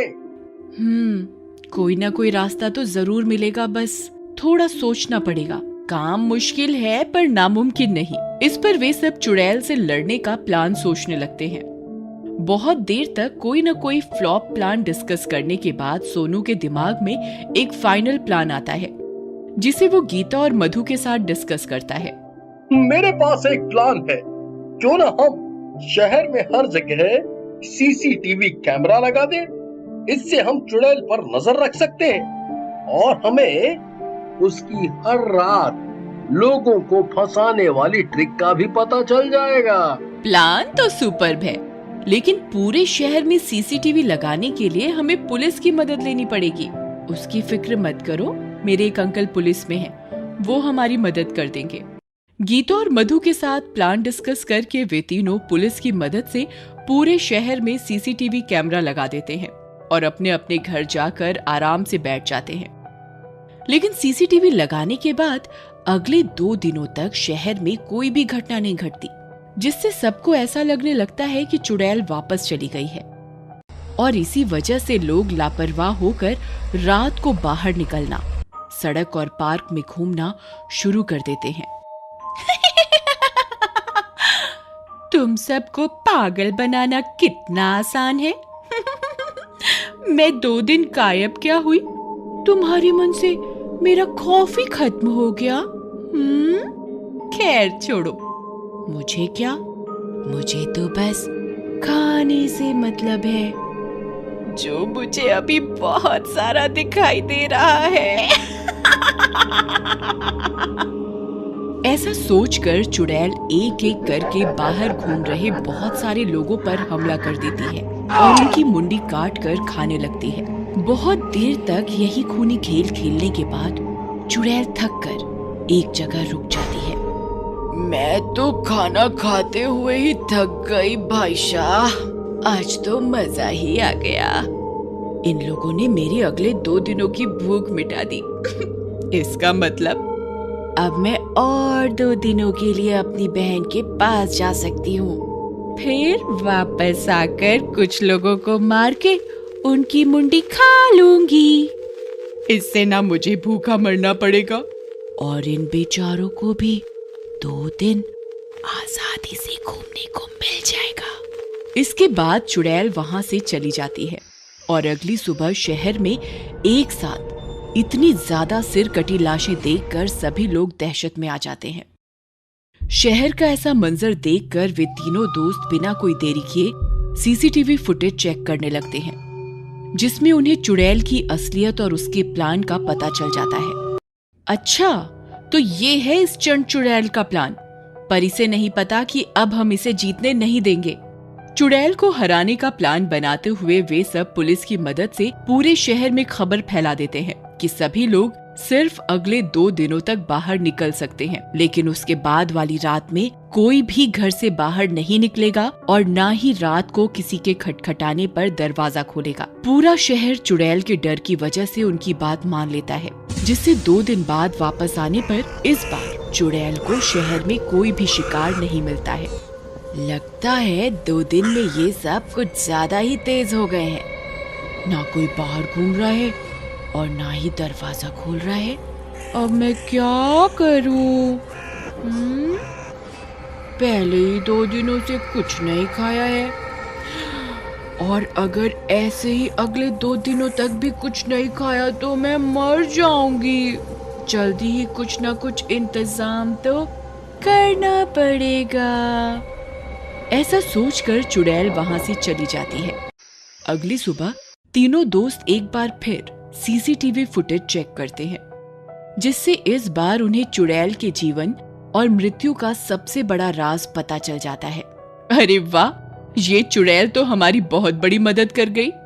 हाँ, ये हमें अपने आप ही अपनी मौत का प्लान बता गई, और राहुल की मौत का बदला लेने का भी। सिर्फ राहुल ही नहीं, इसने शहर में जिस को मारा है उन सब की मौत का बदला लिया जाएगा। चुड़ैल के सच का पता लगने के बाद तीनों दोस्त जल्दी घर से बाहर निकलते हैं और सीधा पुलिस के पास पहुंचते हैं, जहां वे पुलिस को चुड़ैल का सीसीटीवी फुटेज दिखाते हैं और फिर पुलिस की मदद से पूरे शहर में अगले 3 दिनों का लॉकडाउन अनाउंस करा देते हैं। पर लोगों को ये बात कुछ समझ नहीं आती और उन तीनों के सामने शहर वालों के सवाल खड़े हो जाते हैं। लॉकडाउन? अचानक शहर में ये लॉकडाउन क्यों? हाँ, हमारे बहुत सारे काम हैं। हम इस तरह घर में नहीं बैठ सकते। अंकल, घर में बैठना है या चुड़ैल के पेट में, वो आपकी चॉइस है। लेकिन अगर हमें अपने शहर से चुड़ैल का डर हमेशा के लिए खत्म करना है तो 3 दिन का लॉकडाउन करना जरूरी है। अगर आप सब ये सोच रहे हैं कि हमें ये सब कैसे पता, तो मैं बताना चाहूंगी कि कुछ समय पहले हमने चुड़ैल पर नजर रखने के लिए शहर में सीसीटीवी कैमरा लगाए थे, जिससे हमें चुड़ैल के प्लान और उसके बहुत सारे राज पता चले हैं। और उसी हिसाब से चुड़ैल ने पिछले 3 दिनों से कुछ नहीं खाया है, और अगर नहीं खाएगी तो उसकी मृत्यु पक्की है। इससे हम सिर्फ अपने शहर को ही नहीं, दुनिया को उस चुड़ैल के आतंक से बचा सकते हैं। तुम बच्चों ने बहुत बुद्धिमानी दिखाई है। हम सब तुम्हारे साथ हैं। अगले 3 दिनों तक मैं अपने परिवार के साथ लॉकडाउन का पालन करते हुए घर में ही रहूंगी। आप सब भी इस बहादुरी और नेक काम में इन बच्चों की मदद कीजिए। सिर्फ 3 दिन की ही तो बात है, और 3 दिन जीवन से बढ़कर नहीं हो सकते। सोनू, गीता और मधु की मेहनत देखते और समझते हुए सब लोग उनकी बात मान लेते हैं और 3 दिनों के लॉकडाउन पर चले जाते हैं। उस रात जब चुड़ैल अपने शिकार की तलाश में वहां आती है तो उसे शहर के अंदर कोई भी इंसान नहीं मिलता, जिस वजह से वो लोगों को घरों से बाहर निकालने के लिए उनके घरों के दरवाजे नॉक करने से लेकर उन्हें धमकाने या उनके करीबी लोगों की आवाज निकालने तक सारे तरीके आजमा कर देख लेती है। पर इस बार उसकी किसी भी ट्रिक का लोगों पर कोई असर नहीं होता। कहाँ मर गए सब इंसान? कितना कुछ कर लिया पर कोई घर से बाहर क्यों नहीं निकल रहा? लगता है आज भूखे पेट ही वापस जाना पड़ेगा। इसके बाद चुड़ैल अगले 2 दिनों तक इसी तरह शहर के चक्कर लगाती रहती है, पर उसे वहां एक भी इंसान नहीं मिलता और इसीलिए बहुत लंबे समय तक भूखे रहने की वजह से 3 दिन बाद शहर में खाने की तलाश करते हुए चुड़ैल की वहीं मौत हो जाती है, जिसे देखकर पूरा शहर बहुत खुश होता है और चुड़ैल के डर से मुक्ति पाकर सुकून से रहने लगता है।